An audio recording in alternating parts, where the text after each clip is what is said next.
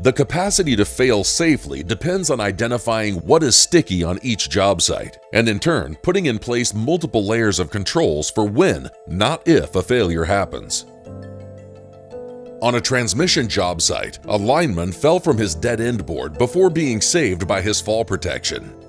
The lineman wasn't severely injured or killed because he and his crew built the capacity to fail before work began.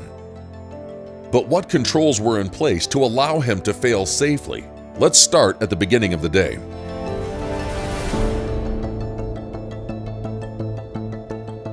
The crew's objective was to dead-end a newly installed conductor. The plan was to be dropped off by a helicopter because the location of the lattice structure was in a remote area. At the worksite, the crew had a thorough tailboard meeting where they identified sticky hazards, implemented sticky controls, and developed a detailed rescue plan with consideration for remote access. Before starting his work, the lineman secured his fall protection to the steel lattice structure. He then connected a personal ground and bridged a dead-end board to the structure and onto the conductor. Finally, he attached the replacement insulators to the existing U-strap and began to dead-end the new conductor. When the lineman fell, the crew immediately activated the rescue plan.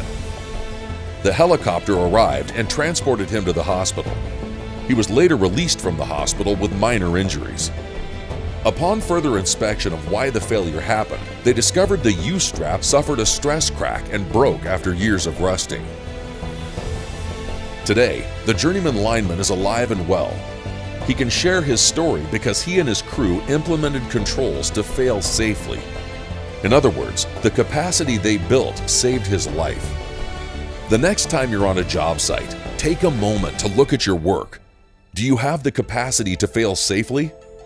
Always ask, what's sticky on this job site? When a sticky event happens, what will protect you and the crew? And is that enough protection, or do you need more? To learn more about building capacity for failure, refer to the Sticky Communication Guide and your company's training materials.